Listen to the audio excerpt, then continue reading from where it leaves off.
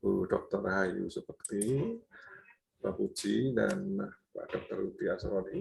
Hari ini akan diselenggarakan ujian tesis atas nama Pratnyadipa Pramudita. Sebelum kita, sehat Mbak Pratnya ya? Alhamdulillah sehat. Siap ya? Alhamdulillah siap. Baik, ujian ujian tesis atas nama Pratnyadipa Pramudita saya nyatakan dibuka. Ada 3 tahapan ya. Tahapan pertama presentasi maksimal 15 menit, kemudian tanya jawab, kemudian kita umumkan lulus atau tidak. Tetapi ini karena Pak Udi sampai sekarang belum ada, nanti Mbak Ratnya bisa kontak kalau Pak Puji dan Pak Puji ya, Pak Puji ini benar-benar lagi sidang di Semarang. Nanti tetap jalan, tapi mungkin tidak hari ini. Kecuali kalau Pak Puji bisa gabung nanti selesai hari ini. Tapi kalau enggak ya Bu Yayu memberi nilai, saya beri nilai nanti. Mas Awan, halo. Mas Hermawan. Iya Pak, saya Pak. Mas Hermawan, ini Pak Udi nggak ada kabar? Ada, sudah. Tadi tanya, sudah lengkap belum, saya usul gitu. Usul apa? Nggak tahu, maksudnya mungkin nyusul kali. Oh nyusul. Berarti alhamdulillah. Pak Puji pamit. Pak Puji ada tadi Pak. Dia ada acara lain barengan gitu. Tapi cuma di Semarang. Nih. Baik, kita mulai. Mbak Pratnya silakan presentasi. Izin share. Ya, silakan. PT ya, Pak.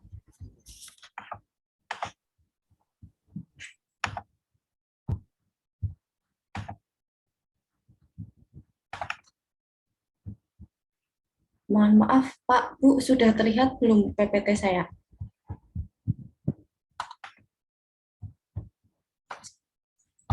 Sudah terlihat, nggih, Pak, Bu, PPT saya? Sudah. Silakan. Assalamualaikum warahmatullahi wabarakatuh. Selamat pagi. Yang terhormat Bapak Profesor Dr. Lego Karjoko, SHMH, selaku pembimbing 1 dan penguji 1. Yang terhormat Ibu Dr. Rahayu Subekti, SHM-Hum, selaku pembimbing 2 dan penguji 2. Yang terhormat Bapak Dr. M. Hudi Asrori, SSHM-Hum, selaku penguji 3, dan yang saya hormati pula Bapak Profesor Dr. Pujiono, SHMH, selaku penguji 4. Terima kasih atas kesempatannya dapat meluangkan waktu untuk menguji sidang tesis saya, Pratnyadipa Pramudita, yang berjudul Koherensi Pengaturan Pembangunan Rumah Susun Hak-Guna Bangunan yang berdiri di atas tanah hak pengelolaan.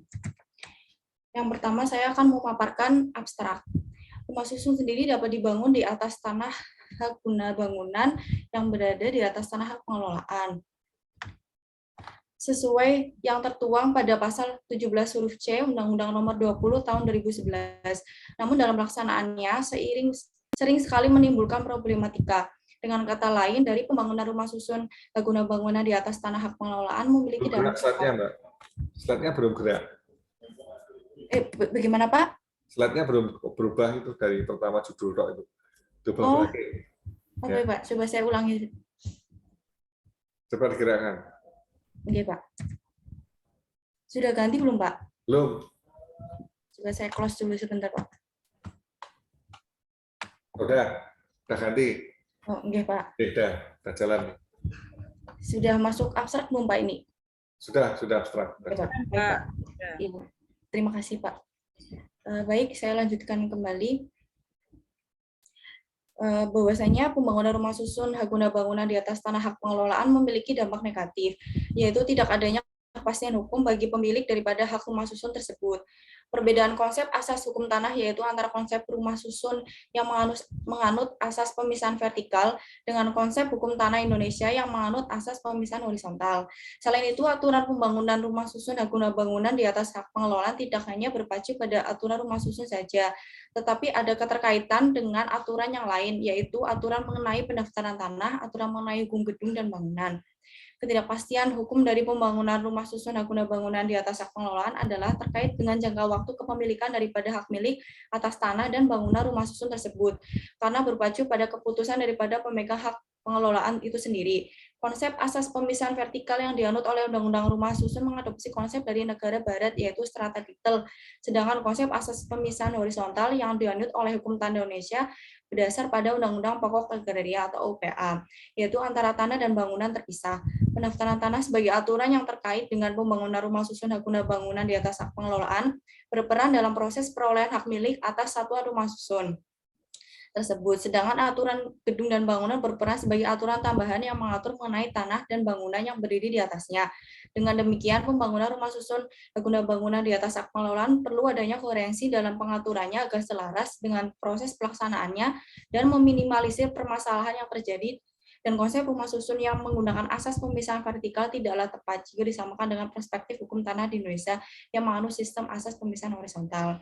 Dengan kata kunci, koherensi, rumah susun hak guna bangunan di atas hak pengelolaan, asas pemisahan vertikal dan horizontal. Kemudian masuk pada latar belakang. Bahwasanya adanya pembangunan rumah susun merupakan salah satu alternatif pemecahan masalah kebutuhan perumahan dan pemukiman, terutama di daerah perkotaan yang jumlah penduduknya meningkat. Lalu, rumah susun ini sejatinya dapat dibangun di atas hak pengelolaan. Kemudian di atas hak pengelolaan dapat diberikan atau dibebankan dengan hak-hak atas tanah. Salah satunya adalah hak guna bangunan. Dari adanya pembangunan rumah susun ini, terkhususnya rumah susun yang dibangun di atas tanah hak guna bangunan yang berada di atas tanah hak pengelolaan, timbul berbagai dampak negatif atau permasalahan. Yang pertama, pembangunan rumah susun hak guna bangunan di atas tanah hak pengelolaan mengakibatkan timbulnya keraguan-raguan mengenai status hak milik atas satuan rumah susun yang berada di atas hak guna bangunan, di atas hak pengelolaan karena tidak ada rumah susun yang dapat berdiri di atas hak pengelolaan apabila hak guna bangunan habis dan tidak dapat diperpanjang. Yang kedua, adanya perbedaan konsep rumah susun yang mengatur pemisahan vertikal dan hukum tanah Indonesia menganut sistem pemisahan horizontal. Dan yang ketiga, aturan rumah susun tidak hanya sekedar aturan pada Undang-Undang Nomor 20 Tahun 2011, tapi ada banyak peraturan lainnya yang terkait.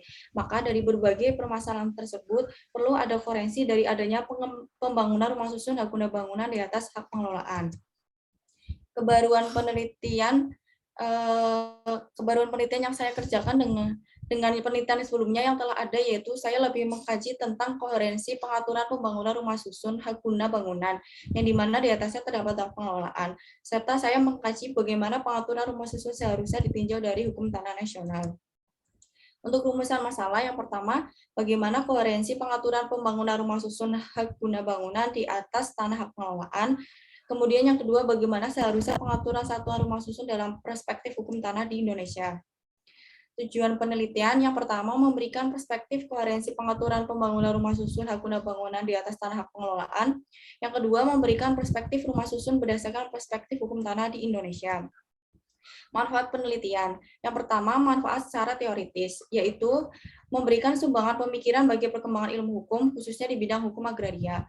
Lalu yang kedua, memperkaya referensi dan literatur dalam dunia kepustakaan, khususnya tentang pengaturan pembangunan rumah susun hak guna bangunan di atas tanah hak pengelolaan, dan bagaimana seharusnya. Belum gerak lagi slide-nya. Terlalu Pak Kiai. Ya, Pak. Sebentar, Pak. Salam, Idun. Nah, udah gerak, Pak. Udah.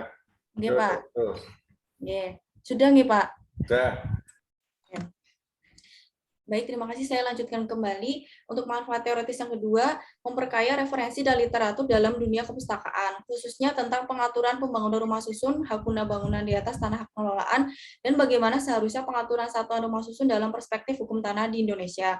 Lalu manfaat secara praktis yang pertama, memberikan jawaban atas masalah yang diteliti yang kemudian dapat mengembangkan pola pikir, penalaran, dan pengetahuan penulis dalam penyusunan tesis. Lalu yang kedua, penelitian ini diharapkan dapat memberikan manfaat yang berguna bagi masyarakat pada umumnya, umumnya dan para pembaca pada khususnya mengenai pengaturan pembangunan rumah susun hak guna bangunan di atas tanah hak pengelolaan dan bagaimana seharusnya pengaturan satuan rumah susun dalam perspektif hukum tanah di Indonesia.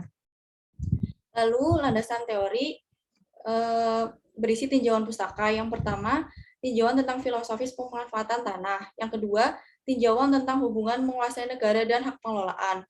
Yang ketiga, tinjauan tentang sistem penguasaan hak atas tanah hak guna bangunan. Yang keempat, tinjauan tentang rumah susun. Dan yang kelima, tinjauan tentang hubungan tanah dan bangunan, yang dimana berisi tentang pemisahan horizontal dan pelekatan. Untuk teori hukum, rumusan masalah pertama pada penelitian ini dianalisis menggunakan teori hukum cita hukum Pancasila. Itu nggak jalan lagi, masih berhenti di manfaat penelitian. Maaf Pak, ngehang kayaknya ini. Bismillah. Bentar Pak.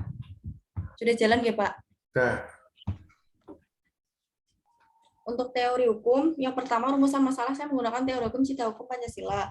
Bahwasanya cita hukum Pancasila dimaknai sebagai aturan tingkah laku masyarakat yang berakar pada gagasan, rasa karsa, cipta, dan pikiran dari masyarakat itu sendiri. Dalam hal ini terdapat 3 unsur, yakni keadilan, kehasilgunaan, dan kepastian hukum.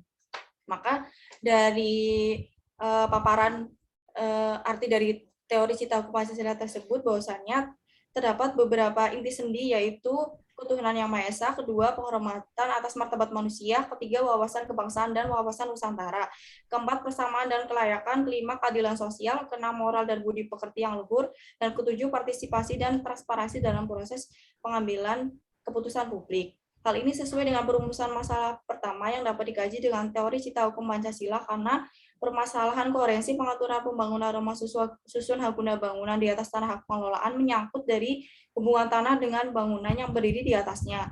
Berikut hak-hak yang melekat harus tetap dilandasi dengan pilar-pilar Pancasila agar sesuai dengan fungsi nasional hukum tanah.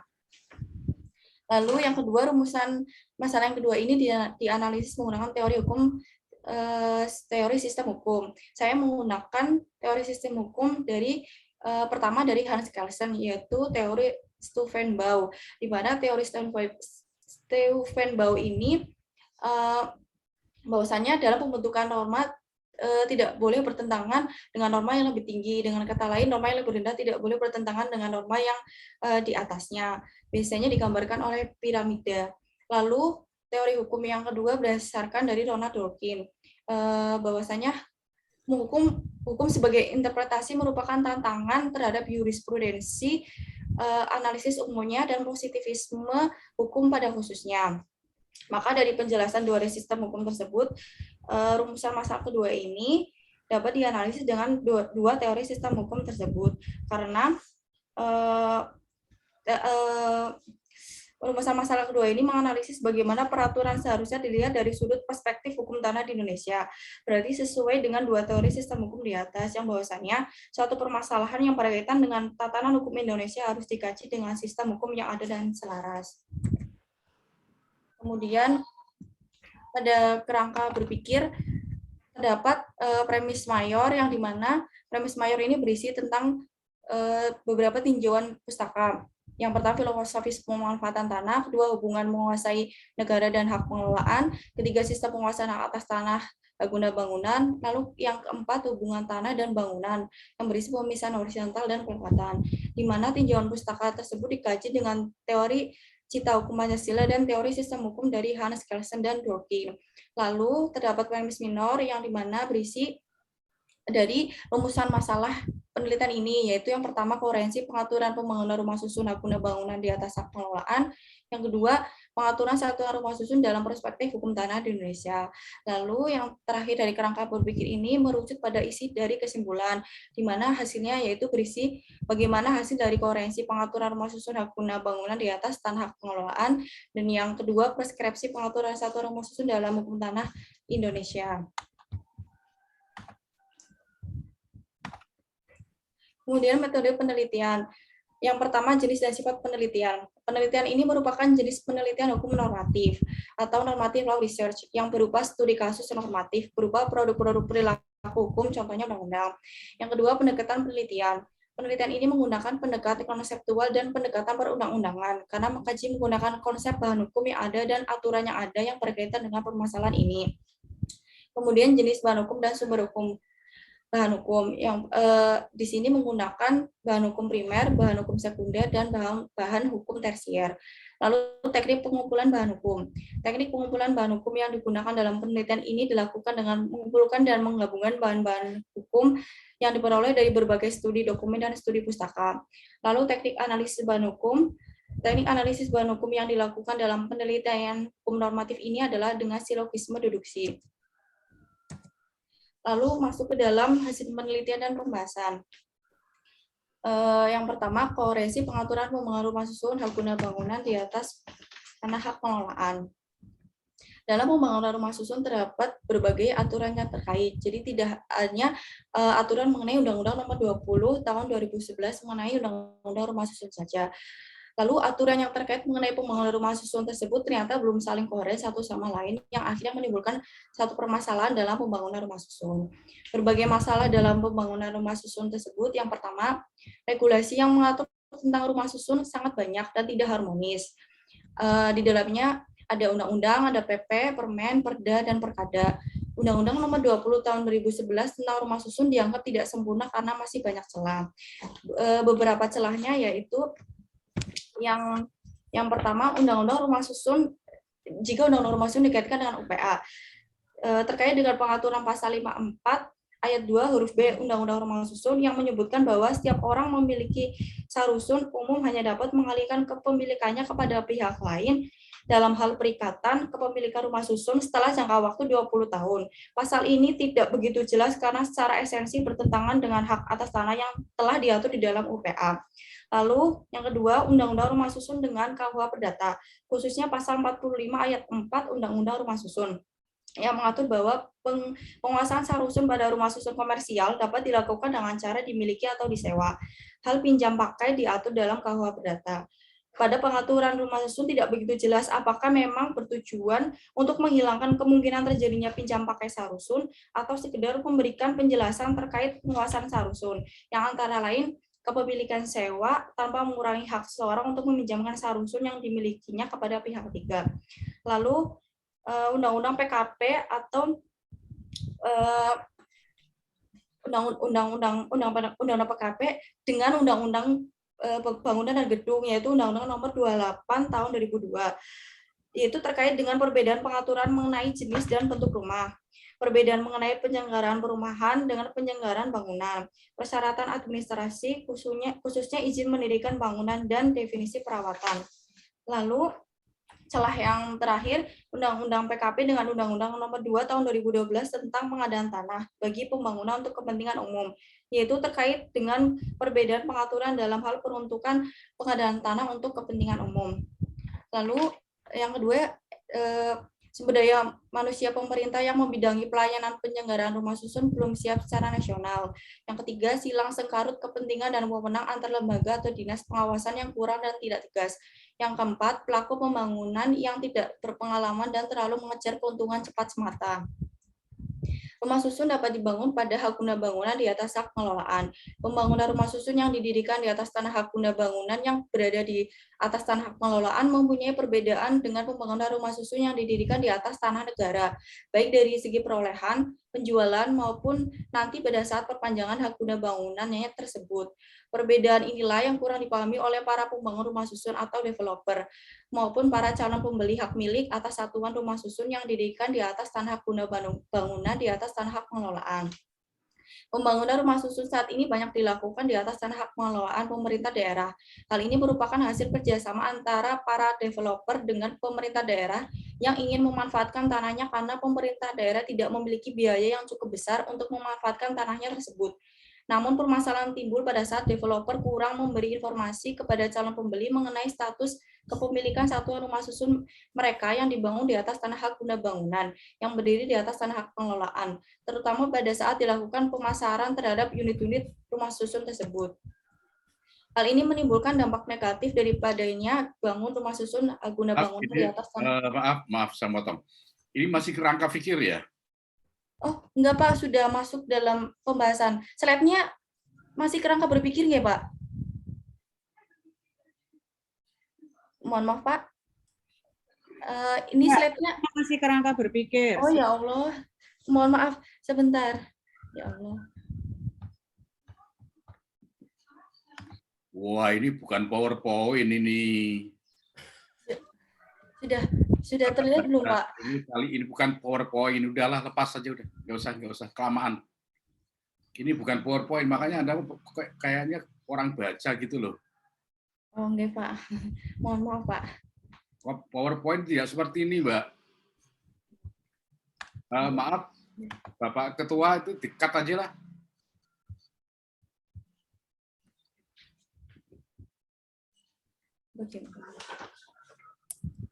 Mbak Pratia langsung masuk simpulan aja. Oh, enggak, Pak. Mohon maaf, enggak, Pak. Nah, masih copy paste. Ya, dibacakan. Ya, enggak, mohon maaf, Pak. Langsung saja pada kesimpulan. Yang pertama, dalam pengaturan pembangunan rumah susun hak guna bangunan di atas tanah hak pengelolaan, belum adanya koherensi antara aturan yang terkait, sehingga menimbulkan ketidakpastian hukum pada pembangunan rumah susun hak guna bangunan di atas hak pengelolaan. Harus ada koherensi dari peraturan tersebut dengan merubah peraturan yang sudah ada menjadi lebih fleksibel dengan kondisi permasalahan yang ada. Lalu yang kedua, berdasarkan perspektif hukum tanah di Indonesia, pembangunan rumah susun guna bangunan di atas hak pengelolaan yaitu ditinjau berdasarkan ketentuan pasal 9 ayat 2 Undang-Undang Rumah Susun. Di atas terlihat jelas bahwa Undang-Undang Rumah Susun masih menggunakan asas perlekatan vertikal sebagaimana yang dimaksud dalam pasal 571 KUH Perdata yang telah dicabut UPA, sehingga satuan rumah susun tidak jelas pemilikan atas tanahnya, tetapi tetap diperhitungkan berdasarkan hak atas tanah di mana satuan rumah susun itu berdiri. Dengan demikian, penempatan hak milik satuan rumah susun sebagai objek pendaftaran tanah dalam PP nomor 24 tahun 1997 tidak konsisten dengan asas pemisahan horizontal yang berlandaskan kepada hukum adat dan bukan merupakan benda tanah atau hak atas tanah sebagaimana diatur dalam pasal 16 UPA. Hak milik satuan rumah susun bukan merupakan domain dari tanah dalam UPA, melainkan domain dari bangunan gedung, undang-undang tentang bangunan gedung. Implikasi dari hasil penelitian ini bahwa dari pengaturan pembangunan rumah susun guna bangunan di atas tanah hak pengelolaan belum ada koherensi antara aturan yang terkait sehingga menimbulkan ketidakpastian hukum yang berakibat pada tidak sesuainya aturan rumah susun dengan perspektif hukum tanah di Indonesia. Karena hukum tanah kita menganut sistem pemisahan horizontal, sedangkan Undang-Undang Rumah Susun menggunakan asas perlekatan. Dan dalam pemecahan permasalahan ini, dari rumah susun guna bangunan di atas tanah hak pengelolaan adalah tetap menggunakan prinsip asas perlekatan pada rumah susun karena sudah sesuai dan mempertegas tidak menggunakan asas pemisahan horizontal karena tidak sesuai dengan prinsip rumah susun. Namun hal ini dibarengi juga dengan harusnya memasukkan aturan mengenai jangka waktu hak dalam aturan rumah susun agar terwujudnya suatu kepastian hukum. Kemudian saran yang pertama, untuk memberikan kepastian kepada para pemilik satuan rumah susun maupun para investor atas kepemilikan satuan rumah susun maupun pemanfaatan hak pengelolaan, termasuk juga kepastian untuk dapat dijadikan jaminan utang dengan hak tanggungan, kepastian dalam memperoleh persetujuan untuk setiap peralihan yang terjadi, maka perlu dibuat peraturan perundangan yang khusus yang berlaku secara umum mengenai hak pengelolaan sehingga bisa menjadi pedoman bagi para pihak yang berkepentingan memanfaatkan tanah tersebut yang memungkinkan satuan rumah susun memperoleh kepastian perpanjangan hak guna bangunan atas tanah bersamanya.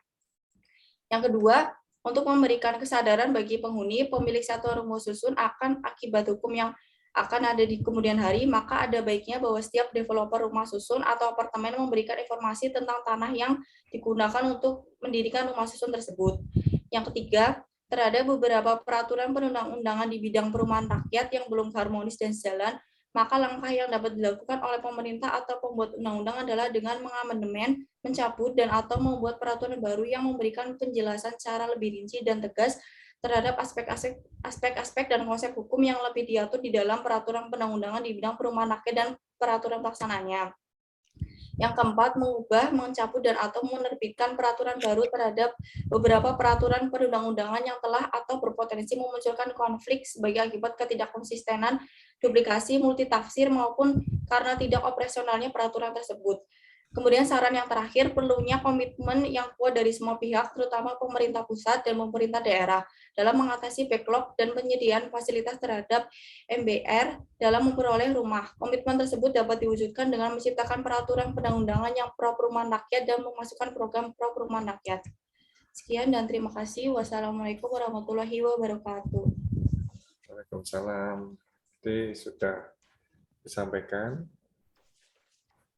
Pak Ustadz Budi sudah tajam, tapi ini bukan PowerPoint ya. Ya cerita lagi ya, saya dengan PowerPoint lebih enak bagi kita untuk menikmati. Prof. Puji mau duluan? Mau duluan, mohon izin Pak Udi dalam duluan nggih. Monggo. Dengan Bekas Negara di Semarang nih. Ya, monggo. Baik, yang saya hormati Pak Lego Karjoko selaku pembimbing dan ketua sidang, dan juga Rahayu Subekti, dan juga Pak Budi. Di drop dulu aja Mbak, mohon. Oke, baik Mbak Erlanda, ada beberapa catatan saya yang sudah saya coret-coret. Yang pertama tentang tata tulis. Nanti tata tulis misalnya penulisan abstrak itu lihat buku petunjuk ya Mbak. Ini Mbak seperti buku petunjuk ini sepertinya. Jadi kan harus ada subtitlenya juga di atas itu. Ini belum ada. Terus yang kedua penulisan daftar isi juga. Dalam daftar isi itu kan metode penelitian itu kan ada beberapa subnya ya. Misalnya jenis penelitian, pengumpulan bahan hukum dan seterusnya. Nah, itu harus ada ini hanya tulis metode penelitian ada A tapi enggak ada B-nya. Jadi ada A itu karena ada B. Jadi A tidak berdiri sendiri. Terus juga tata tulis yang numbering ya. Numbering saya melihat beberapa numbering masih hanya garis tebal saja. Itu nanti tolong diperbaiki. Harus ada numbering yang mulai dari misalnya Romawi 1 huruf A besar, terus angka 1 huruf A dan seterusnya sampai numbering yang detail. Ini masih terkesanan. Terus juga mengenai substansi. Mengenai substansi kalau saya melihat ini pembahasannya hanya sedikit halaman ya. Jadi saya hitung itu hanya enggak lebih dari mulai dari halaman 50 sekian sekian itu lebih banyak yang bab 1 bab 2-nya. Bahkan kalau kita lihat di pembahasan itu sejarah itu kan mestinya tidak masuk dalam pembahasan itu. Itu masuknya di bab 2. Sehingga saya melihat pembahasannya ini kurang dalam ya, kurang dalam. Itu kalau misalnya bab 1 bab 2-nya tidak banyak, mungkin pembahasan segitu cukup. Tapi kan masalahnya bab 1 bab 2-nya itu banyak, tapi pembahasannya hanya sedikit, jadi agak kurang kurang layak saja untuk kemudian ini serius apa tidak. Terus beberapa pertanyaan yang lain, Mbak. Kalau saya tanya misalnya, apa perbedaan tadi asas yang kemudian masalah dari asas horizontal ini sebenarnya, Mbak? Jadi kalau dari artinya sendiri kan asas pemisahan vertikal pelekatan vertikal. Terus. Asas pelekatan vertikal tersebut kan di mana antara tanah dan benda di atasnya melekat menjadi satu kesatuan. Sedangkan kalau asas pelekatan horizontal, atas dan benda-benda di atasnya tidak menjadi satu kesatuan, biasanya kayak kepemilikannya berbeda. Nah, dalam rumah susun ini pada dasarnya itu kan lebih mengedepankan pada prinsip asas perlekatan vertikal. Nah, namun sedangkan aturan dalam hukum Indonesia UPA yang dimana berlandaskan pada aturan hukum adat itu masih menggunakan prinsip pemisahan horizontal. Nah, sedangkan rumah susun ini kan sudah berdiri lama dan sudah banyak di Indonesia. Itu yang membuat jadi polemik gitu loh, Pak. Kalau dilihat dari sarannya ini kan sampai harus ada undang-undang tersendiri hanya untuk kemudian mengakomodasi asas itu. Kenapa tidak kemudian undang-undang sarusunnya saja yang kemudian dipilih untuk kemudian diperbaiki? Karena dalam proses bangunan rumah susun itu sebenarnya ada berbagai pengaturan gitu, Pak. Jadi ada banyak undang-undang yang terkait dan termasuk ada PP, Perda segala macam, dan itu saling terkait. Iya, maksudnya kan ada undang-undang sarusun. Oh, nggih, Kan Pak. sudah ada undang-undang sarusun toh. Kenapa harus ada undang-undang tersendiri kan? Tinggal kan itu undang-undang sarusun yang kemudian harus diperbaiki agar apa namanya mengakomodasi masukan tadi. Oh, nggih, Terus Pak. terakhir, kenapa pilihan katanya koherensi? Kalau cerita dari awal itu memang disarankan oleh Pak Lego bahwasanya Bukan begitu jawabannya. Ini ujian ya. oh enggak Pak. Jadi Nah, ya, itu jawabannya tidak dari bisa begitu ya. Ini oke, Pak. ujian. Kalau menurut pendapat saya, kenapa koherensi? Karena mengacu pada itu Pak, berbagai pengaturan yang saling berkaitan dan salah satu khususnya itu dari Undang-Undang Rumah Susun itu masih banyak berbagai celah seperti yang tadi saya sudah jelaskan. Nah, dari berbagai celah tersebut membuat pengaturannya itu tidak saling koheren jika dikaitkan dengan aturan-aturan yang lain yang saling bersangkutan dalam proses pembangunan rumah susun. Begitu, Apa bedanya koherensi dan sinkronisasi? Kalau koherensi itu lebih kalau ini menurut pendapat saya, Pak, mohon maaf jika salah. Kalau koherensi itu lebih menyatukan agar menjadi satu tujuan yang selaras. Tapi jika sinkronisasi lebih mencocokkan apakah sudah sesuai atau belum dengan tujuan yang ingin dicapai. Loh, kalau kemudian poinnya di tujuan, kenapa tidak politik hukum yang kemudian diperbaiki? Padahal usulannya hanya soal mengakomodasi asas tadi misalnya. Jadi misalnya loh ya, nah gimana? Karena mungkin karena saya lebih berfokus pada mencari kelemahan atau celah daripada Undang-Undang Rumah Susun itu. Oke. Ya baik. Jadi pilihan aja soal ini pilihan yang kemudian digunakan. Jadi apakah kemudian koherensi atau sinkronisasi meskipun dalam istilah hukum jarang kemudian dipakai kata koherensi ya. Yang dipakai ya harmonisasi, sinkronisasi atau segala macam itu. Terus yang kedua kalau kemudian pilihannya adalah kemudian memasukkan perlunya apa namanya asas, tinggal kemudian kan dilihat aturannya itu aturan yang apa yang kemudian ingin di apa namanya diperbaiki. Baik Pak Lego, saya cukup sekian, waktu saya kembalikan. Pak Lego, matur nuwun. Baik, Prof. Puji, terima kasih. Terima kasih Prof. Puji, nilainya langsung Mas Sowan nih. Monggo kalau tadi lanjut. Berikutnya monggo Prof. Budi. Pelanggaran ini makin sehat kelihatannya. Alhamdulillah. Matur nuwun Prof. Joko. Sehat ya. Prof. Bekti mohon izin saya dulu ya. Prof. Bekti monggo. Ya. Dek, selamat siang ya. Saya mau nanya ini. Penelitianmu itu apa, Dek? Jenis penelitiannya apa? Jadi jenis itu gimana Pak? Mohon maaf Pak, suaranya putus-putus. Jenis penelitiannya apa? Jenis penelitiannya normatif Pak. Studi kasus hukum normatif. Baik.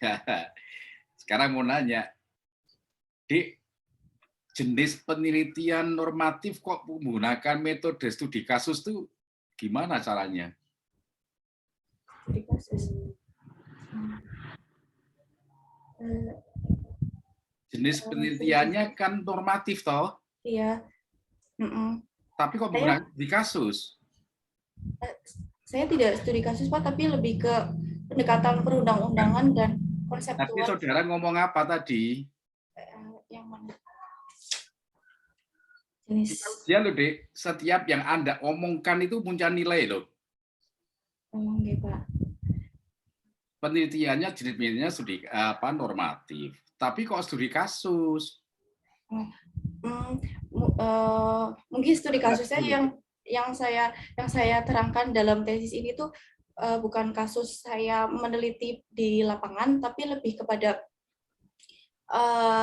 dari Undang-Undang Rumah Susun yang ada dampak negatif dari pembangunan rumah susun guna bangun lintas HPL tersebut. Ketika ada dampak negatif, saya coba mencari dampak negatifnya apa sih gitu Pak. Jadi celah-celahnya apa sih gitu. Itu bukan kasus, Dek. Oh bukan gitu Pak. Mohon maaf Pak. Itu bukan kasus, itu problematika. aja. Oh, nggih, Pak. Dari metode penelitian aja sudah keliru. Karena bahannya apa? Yang kamu teliti apa saja? Yang saya teliti, kalau jenis dan bahan hukum kan ada bahan hukum primer, sekunder, dan Nah, tersier. yang kamu pakai aja, nggak usah macam-macam dah. Dawan. Oke, Pak. Kamu teliti apa saja undang-undangnya? Iya.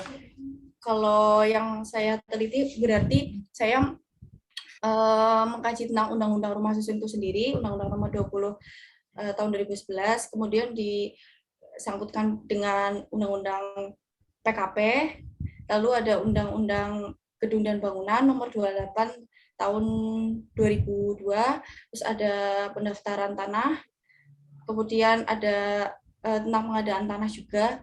Gitu, Pak. Baik deh.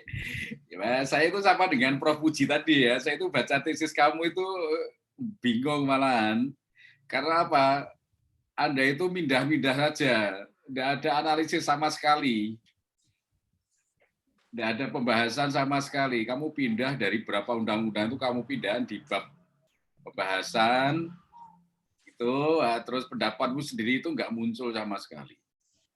Dan itu juga nampak di simpulan. Simpulan itu bukan seperti itu, deh. Itu ringkasan itu.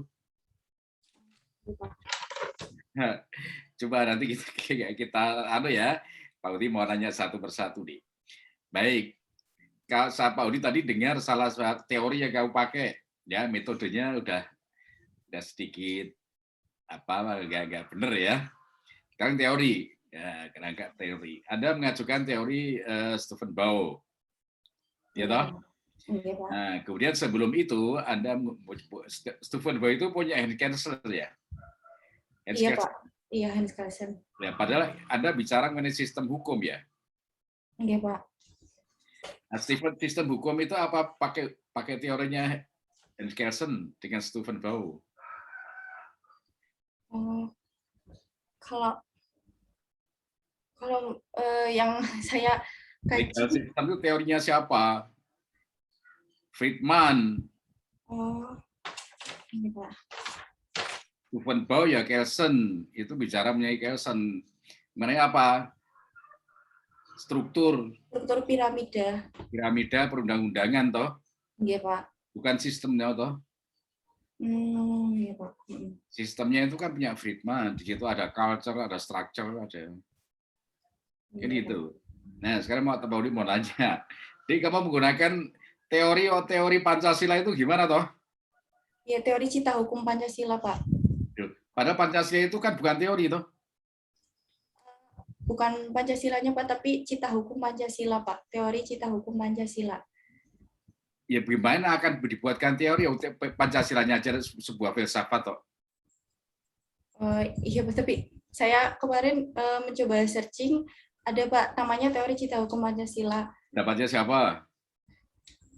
Kalau misalnya pencetusnya itu dari I.R. Soekarno, awal mulanya ada Pancasila, kemudian timbul teori cita hukum Pancasila untuk mewujudkan. Nah, itu teorinya siapa? Yang buat teori cita hukum Pancasila itu siapa? Kalau dari yang saya cari itu berawal dari I.R. Soekarno, Pak, ketika munculnya Pancasila, lalu kemudian membuat teori cita hukum Pancasila. Kan, itu Soekarno itu interpretasi terhadap filsafat Pancasila, bukan teori Pancasila. Ya, Pak. Interpretasi Insinyur Soekarno terhadap filsafat Pancasila berupa cita hukum Pancasila. Dan itu merupakan bagian dari salah satu bagian dari filsafat Pancasila. Iya, Pak. Nah, bingung dewi toh kowe. Makanya itu seperti Pak Puji tadi ya benar, kamu hanya tempel-tempel saja, Anda nggak bahas. Nah, baik.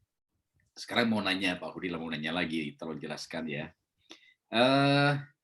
Kalau ada permasalahan, ya, permasalahan tadi ada sinkronisasi, koherensi dan lain-lain tadi itu cara menyelesaikannya seperti apa nih? Dengan apa nih?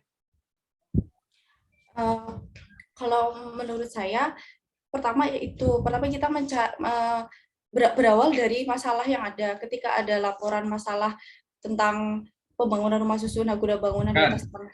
Bukan itu, Pak Udi nanya. Ada kan pakai Stephen Bow gitu, Stephen Bow tuh.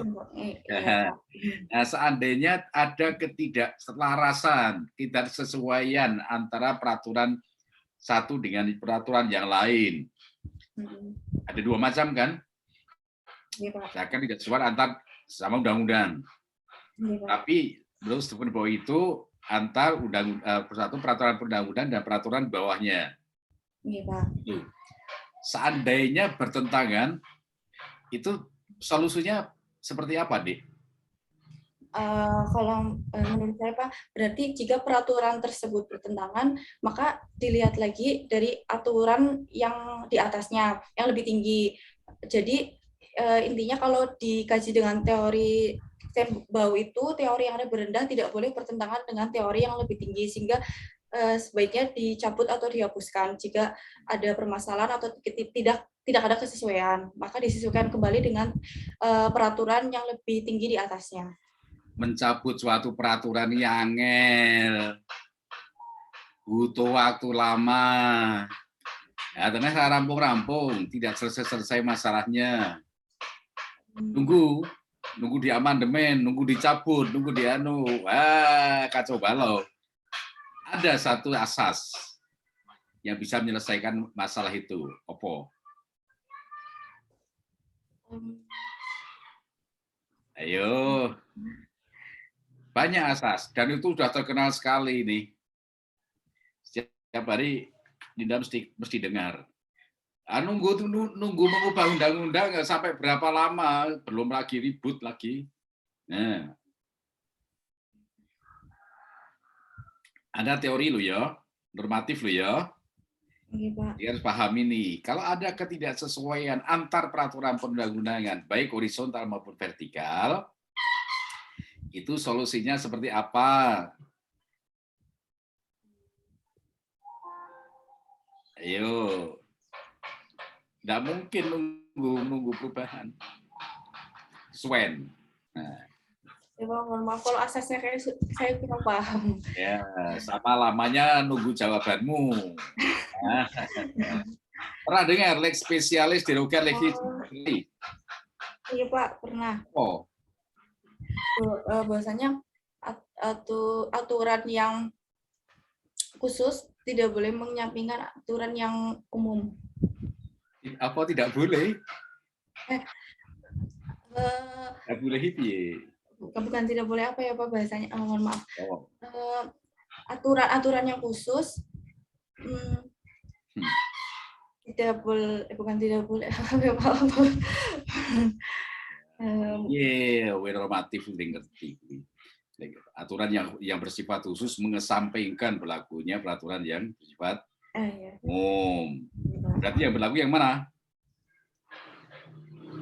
Gimana Pak? Mohon maaf. Yang berlaku yang mana lalu? Dengan asas itu yang berlaku yang mana? Yang berlaku berarti yang peraturan yang bersifat umum, Pak. Nah.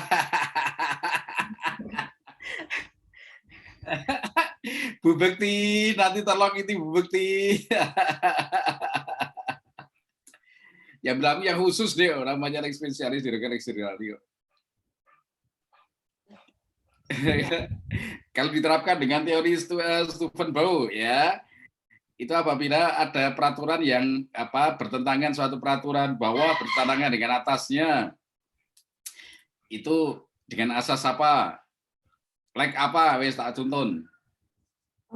Lex superi lex. Apa ya Pak? Bukan the supreme law of land ya Pak? Bukan. Love apa? I love you. Law of land. The supreme law of land.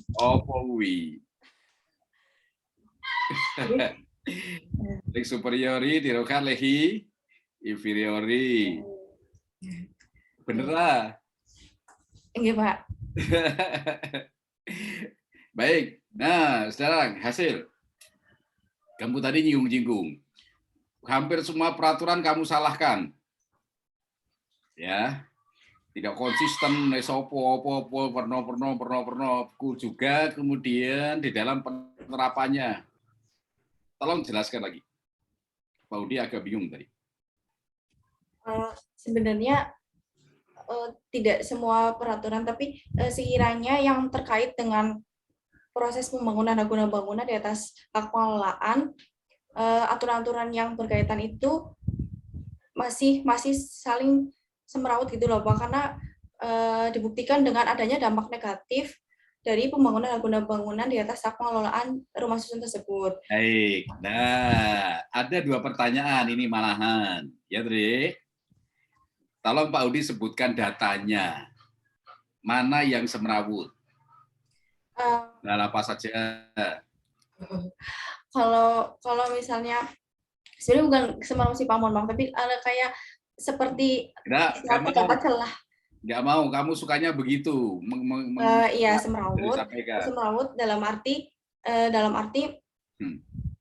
salah satu contohnya ya Pak, salah satu contohnya ketika hak guna bangunan di atas hak pengelolaan itu jangka waktunya habis, nah dan jika ingin diperpanjang atau tidak diperpanjang itu tergantung daripada pemilik hak pengelolaan.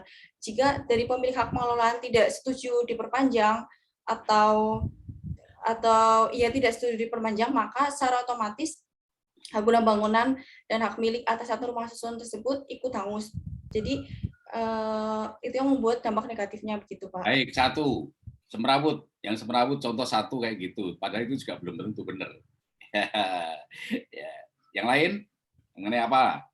Lalu tadi yang saya tadi dalam undang-undang apa, Dik? Dalam peraturan apa itu? Yang tadi itu. Oh, kalau itu dari seperti kayak jurnal atau apa itu terdapat berbagai, yang saya baca itu ada. Dek, kamu itu bicara mengenai peraturan-peraturan yang semerawut. Nah, yang kamu ceritakan tadi itu peraturan yang mana? Mohon maaf kalau yang tadi bukan peraturan, tapi contoh kasus kenapa aturannya semerawut, karena ada timbul suatu permasalahan, berarti secara otomatis aturan tersebut belum dapat menaungi adanya suatu problematika tersebut gitu Pak di lapangan. Sehingga saya bilangnya aturannya kurang baik atau masih ada celah. Ayo. Atau kata lain semerawut gitu. Kamu bilang kasusnya seperti apa toh? Maksudnya kasus secara umumnya tadi itu Pak, ketika ada pembangunan hak guna bangunan. Datanya mana? Datanya. Enggak Pak, jadi saya bukan kasus secara data, tapi lebih ke tadi problematika itu Pak. Jadi bukan kasus problematika ketika ada hak guna bangunan di atas HPL itu dampak negatifnya apa. Nah, yang terjadi di lapangan itu Pak, jadi ketika ada perpanjangan jangka waktu harus melalui persetujuan dari pemegang hak pengelolaan, begitu Pak. Jadi saya minta Anda konsisten. Ini berbicara ilmiah dalam forum ujian resmi, Dik. Jangan seenaknya gitu, mengelak seenaknya sendiri. Bilang kasus, kemudian diganti problema diganti kasus. Piye itu saja nih. Kamu ngerti nggak permasalahan intinya itu? Oke Pak, mohon maaf. Mungkin saya salah kata Pak tadi. Sebenarnya kan tadi kan sudah dibenarkan oleh Pak Udi bahwasanya ini bukan kasus tapi problematika. Makanya tadi saya mengulangi lagi bahwasanya ini sebenarnya problematika bukan kasus. Karena kalau kasus kan menggunakan data-data lapangan. Nah, kamu sendiri yang ngomong kasus kok, bukan ya, saya salah. Ya Pak, mohon maaf. Konsisten, Dik. Kasusnya artinya apa toh? Kasus suatu permasalahan yang ada di lapangan yang terjadi di lapangan. Kalau problematika adanya suatu kesalahan atau ini menurut pendapat saya ya Pak, mohon maaf jika salah. Jadi kalau problematika itu seperti kayak permasalahan yang kurang sesuai dengan aturan yang terjadi. Kacau, ya udahlah, tinggal kamu sendiri kacau sekali. Ya sekarang saya harapkan simpulannya itu dibenahi. Itu bukan simpulan, ringkasan itu. Rumahmu mana? Gimana Pak? Nggak, saya mau beri contoh ilustrasi. Rumah tinggalmu di mana? Rumah tinggal saya di Purwokerto, Pak. Mana? Di Purwokerto. Oh, Purwokerto, ngapak-ngapak kok ya. Baik. Jadi, dari Purwokerto mau ke Jogja itu ada 2 alternatif jalan. Yang satu Purwokerto, Banyumas, ya, Buntu, Gombong, Kebumen, Kutoarjo, Purworejo, Jogja, Kulon Progo, Jogja. Satunya lagi Purwokerto, Banyumas, Purbalingga, Banjarnegara, Temanggung, apal Pak Udi ya? Apal ya. Magelang, Muntilan, Jogja. Jarak lewat Buntu, Banyumas adalah 150 km. Lewat Purbalingga, Banjarnegara itu jaraknya 125 km. Permasalahannya adalah lebih cepat mana ya, atau ya lebih dekat mana jarak di antara 2 jalan itu yang bisa ditempuh. Simpulannya apa? Datanya tadi lewat Purbalingga, Banjar, Manggung, Wonosobo gitu kan. Jaraknya 125. Kalau lewat Banyumas, Buntu, Gombong, Kebumen, terus itu 150. Permasalahannya lebih dekat mana? Berarti lebih dekat yang jarak tempuhnya lebih sedikit, Pak. Yang tadi 125 km yang melewati Banjarnegara. Nah itu simpulannya kan. Lebih dekat lewat Banjarnegara. Wis toh? Iya, Pak. Tapi kan simpulanmu seperti itu enggak? Tidak, Pak. Saya lebih meringkas. Singkatan. Kemudian, baik, ini terakhir. Ini saya Prof. Lego dan Prof. Bekti yang terakhir. Saran. Oh, iya, Pak. Kamu tadi itu nyarankan kepada siapa saja? Untuk developer, pemerintah, dan terkhususnya untuk pemerintah dan developer, Pak. Kalau kamu wani-wani ini menyarankan pada developer, kamu meneliti kepada developer toh. Apa salah developer sehingga kamu salahkan? Penelitianmu kan normatif toh. Iya, Pak. Kok nyalahi developer? Karena ya, tadi Pak, mohon maaf sekali lagi yang seharusnya problematika, tapi ternyata saya salah malah menulis kata kasus. Nah, itu tadi yang berawal dari itu, Pak, permasalahan hak guna bangunan tersebut. Nah, itu kan berawal dari kebanyakan para developer itu tidak memberitahu konsumen bahwasanya ini rumah susun hak guna bangunan berdiri di atas hak pengelolaan, karena developer itu supaya tidak tahu, ya toh? Kamu katakan para developer kebanyakan nggak tahu, benar ya? Bukan banyak tidak tahu, Pak, tapi developer itu kebanyakan seringnya tidak mau memberitahu kepada konsumen bahwasannya. Kok ngerti? Oke, Pak. Kok ngerti nek developer itu tidak memberitahu padahal kamu nggak ngerti loh. Saya coba berdasarkan referensi membaca dari jurnal, dari penelitian terdahulu seperti itu, Pak. Nah, kamu kembali lagi, jenis penelitianmu apa? Normatif. Kamu kan nggak neliti toh, kok bisa ngomong nek apa jengane? Kok bisa ngomong kalau developer itu sering nggak beritahu kepada konsumen? Kok ngerti dari mana? Iya itu, Pak. Neliti loh. Kamu hanya membaca cerita dari orang lain toh.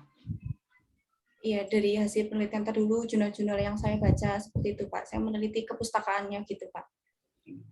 Makanya kembali kepada normatif. Makanya tadi seperti Prof. Jati itu, kamu itu nggak bahas apa-apa. Di bawah pembahasanmu itu minim sekali itu. Lebih banyak contekan apa namanya kopas-kopas, peraturan-peraturan dan lain-lain. Nah gitu, sehingga tolong diperhatikan sekali ya. Dan kamu ini S1 apa S2 tuh? S2 tuh ini? Iya, Pak. Iya, apalagi S2. Jangan S2 kan jangan kayak gitu deh. Jika harus paham betul, nanti memalukan para pembimbing kamu nanti. Ya, tulisannya juga diperbaiki nanti. Ya, saya kira begitu. Dan juga maaf, koreksi dikit. Pak Uri selalu cerewet soal hal ini. Jadi kalau ujian presentasi itu jangan baca, tapi kemudian saya lihat PowerPoint kayak gitu dan kamu baca titik komanya aja sampai kamu baca kayak gitu, betul itu. Ya, Pak. Ini sudah ujian itu ya sudah di luar kepala. Itu bantu aja kata-kata PowerPoint, gitu, kekuatan pada satu pointers tersendiri. Iya, Pak. Gitu. Baik, Pak Budi, siap. Terima kasih banyak Pak atas segala sarannya. Baik. Terima kasih Prof. Lego. Saya cukup dan saya kundurkan. Juga terima kasih Prof. Bukti. Mohon maaf mendahului. Terus sangat Assalamualaikum. nilainya nanti kita rapat sebentar sebelum Iya. Bu Rayu, monggo Bu Rayu. Prof. Lego, Prof. Budi. Berarti jangan keluar dulu ya, nanti kita rapat sebentar. Iya. Oh, Bu Yayu silakan. Ajan. Gimana? Siap ujian? Insya Allah siap kalau kemampuan saya, Bu. Mau minum dulu? Enggak, Bu. Nah, oke, kalau enggak saya lanjutkan. Ada beberapa yang mau saya tanyakan, meskipun sudah ditanyakan oleh Prof. Budi dan Prof. Budi juga. Yang pertama terkait dengan isu hukum, Mbak. Isu hukumnya apa, Mbak? Sehingga Mbak Acan mengambil judul ini.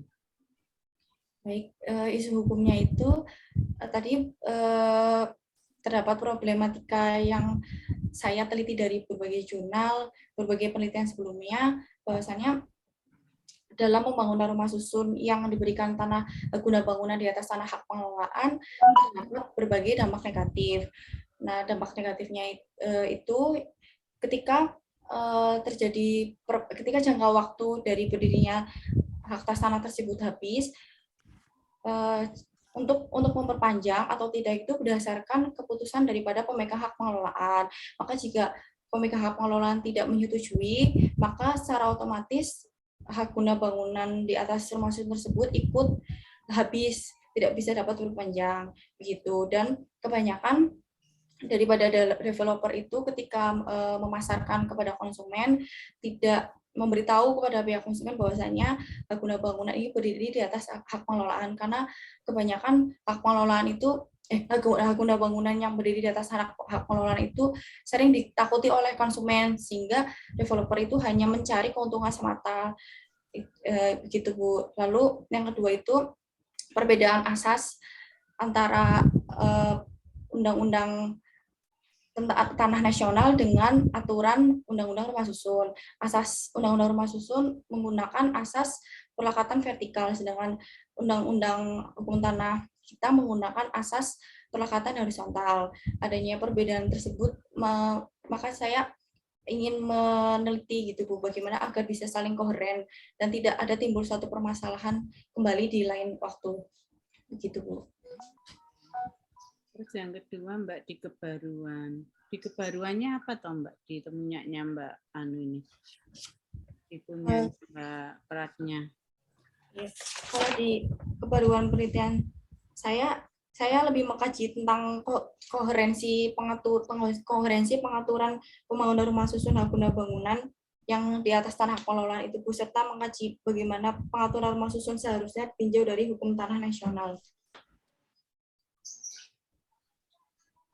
Oke, tapi gini Mbak, di kebaruan itu saya nanti direvisi aja ya Mbak, jangan ada kalimat tanya kalau untuk membedakan.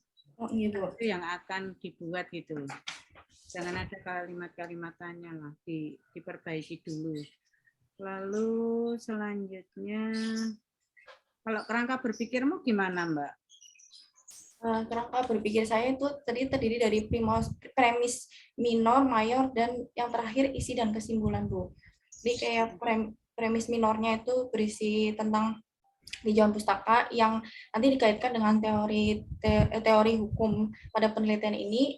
Lalu kemudian premis mayornya rumusan masalah ini hasilnya bagaimana. Lalu yang terakhir isi dan kesimpulannya, Bu. Kok nggak ada ya Mbak, aturannya nggak kamu tulis ya? Oh enggak, Bu. Di Ditambahi ya Mbak, aturan-aturan harusnya ditulis. Kayaknya dulu pernah Mbak tulis diganti ya Mbak? Iya. Soalnya saya bingung Bu. Ganti-ganti ya? Iya, Enggak, ini ada yang diganti-ganti ya? Iya, yang dulu itu ada aturannya. Tambah aja Mbak. Besok ditambahkan lagi kalau habis ujian diperbaiki. Iya, Bu.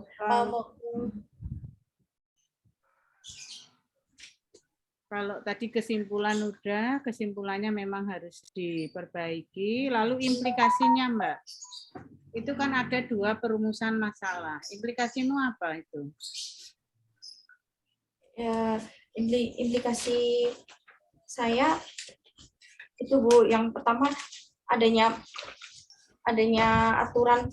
aturan yang terkait mengenai pembangunan rumah susun yang berkaitan dengan undang-undang rumah susun itu belum saling koheren karena masih ada berbagai problematika di lapangan yang terjadi sehingga peraturan tersebut masih banyak celah.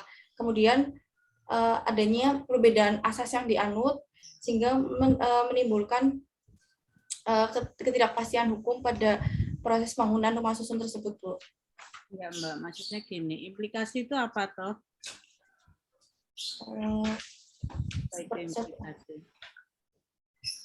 Seperti itu ya Bu. Gejala-gejala dari permasalahan tersebut itu apa gitu Bu? Konsekuensi logis Mbak. Implikasi. Kadang-kadang kita kalau pengen gampang gini, jika ini maka gitu kalau saya mengartikan itu. Jadi kalau tadi dikatakan untuk yang pertama belum ada, jika pengaturan belum koherensi, maka akan seperti apa gitu loh. Terus untuk yang kedua, apa Mbak, perumusan masalahmu yang kedua. Nah itu juga kamu masukkan seperti itu harusnya. Kan kalau yang di kedua itu peraturan yang ideal ya kalau nggak salah kamu buatnya.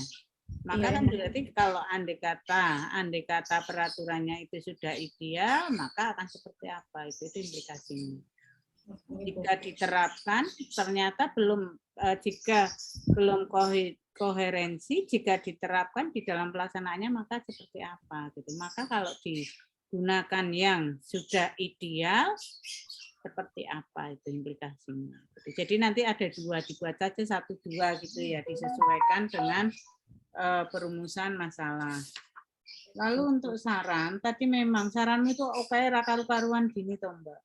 Saran itu kan hanya yang kalau memang ada permasalahan.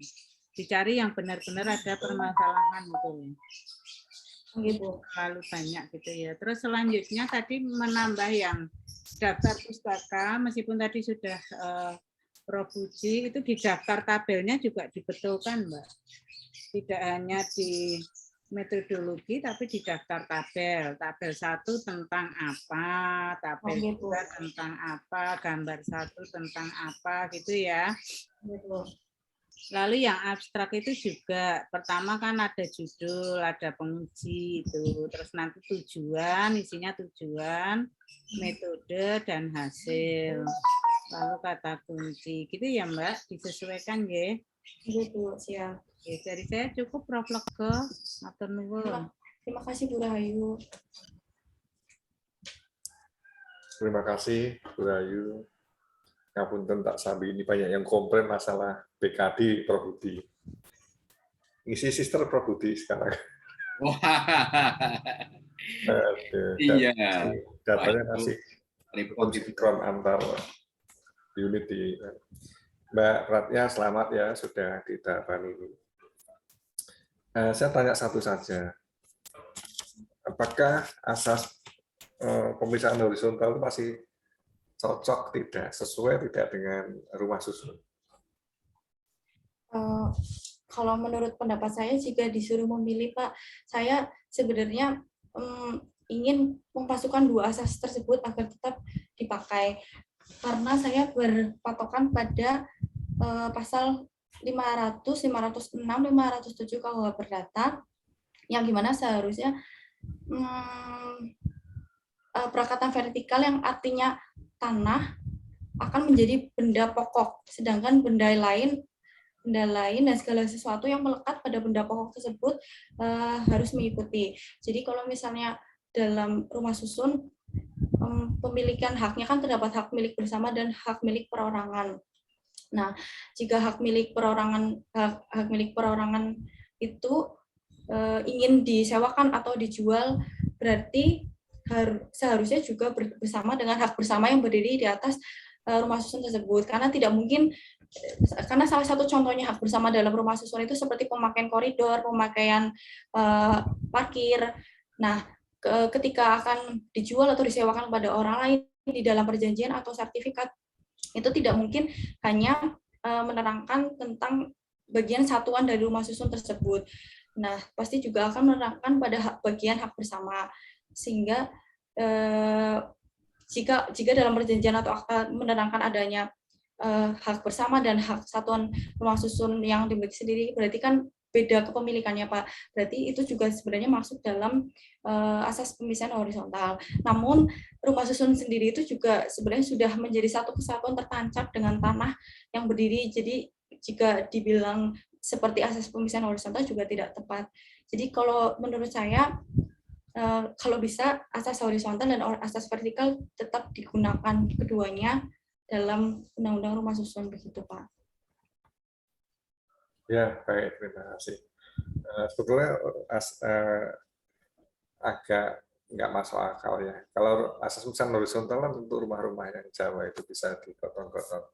Tapi ini yang menancap kan, jadi nggak bisa dibongkar. Ya, nggak apa-apa, itu pendapat, bebas saja. Baik, sebelum kita mengumumkan, kita perlu rapat dulu. Mas Tuan bisa dikeluarkan Mbak Patnya sebentar, Mbak Patnya ini. Oke, Pak. Saya live aja, Pak, nggak apa-apa. Enggak, bisa nggak di masalah? Bisa. Tadi saya taruh itu. Bisa ditaruh sebentar. Biar nggak lama. Sebentar aja, nggak lama-lama. Oke, Pak. Terima kasih, Pak Rektor. Baik, Pak Yai, Budi, Bu Dr. Rahayu, Mas Wawan. Ini dulu ada cerita ini. Dulu kan sudah tidak sudah. Nanti tak suruh ke grup nanti tak. Kita buka lagi diskusi. Mbak Platnya kita diskusi alot nih hari tadi ini panjang lebar agak panjang. Ataupun Mbak Pinar. Pak Joko udah muncul ya? Anaknya? Sudah. Oh iya. Ada masukan luar biasa dari Prof. Budi terkait dengan substansi tadi. Oh. Nanti dinyatakan lulus dengan revisi ya. Alhamdulillah. Tapi nanti gini Mbak Platnya, kamu nanti menghadap pengujinya masing-masing untuk menyerahkan revisinya. Oke, Pak. Siap. Berkepentingan sama Prof. Puji tadi. Oke, Pak. Langsung ya, jangan nanti biar nggak miss gitu. Oke, Pak. Siap. Jadi dinyatakan lulus, maksimal standarnya 2 bulan Mas Wawan ya, kalau nggak salah, S2. Ya paling lama 2 bulan, semakin cepat semakin baik. Terutama tadi Prof. Budi istilah koherensi diganti sinkronisasi, nggak apa-apa. Diikuti aja dari pengujinya, nanti Mbak Patnya menghadap sendiri, janjian sendiri kalau Bu Dr. Rahayu, Prof. Puji saya di kampus, kalau Pak Ustadz Dudian beliau munggowo keraton Ngayogyakarta, jadi di keraton Jogja nanti. Pak, siap. Nanti kan bisa lewat sekalian. Begitu ya, ujian tesis atau napratnya di Pak. Nanti nilainya karena Prof. Puji belum masuk, yang jelas sudah ya. Nanti nilainya disampaikan ke Mas Wawan. Hasilnya itu ya, remisi agak berat nanti dari Prof. Puji, dari Prof. Budi. Kalau saya dan Bu Rahayu ngikut saja apa yang dimasukkan dari Prof. Budi dan Prof. Puji.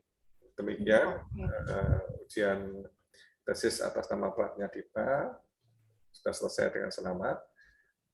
Saya mengucapkan terima kasih Prof. Budi, Dr. Rahayu, Mas Wawan terutama yang lagi pilek segera antigen ya Mas Wawan ya. Prof. Puji, Mbak Platnya.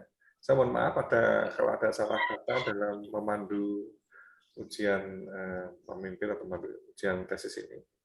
Iya, Ketika sama-sama. ujian tesis, dengan mengucapkan Alhamdulillahirabbil alamin, saya nyatakan selesai. Iya. Assalamualaikum warahmatullahi wabarakatuh. Waalaikumsalam Terima wabarakatuh. kasih. Matur nuwun, Prof. Lego, Prof. Bukti, ya, Terima perannya, kasih Pak Budi, kawan-kawan Terima kasih, semuanya. Budi. Bu Rahayu, Pak Wawan. Mohon izin ya. Iya, mohon izin. Assalamualaikum. Waalaikumsalam. Selamat ya Mbak Acan. Iya Bu Rahayu, terima kasih banyak ya Bu. Sampai jumpa.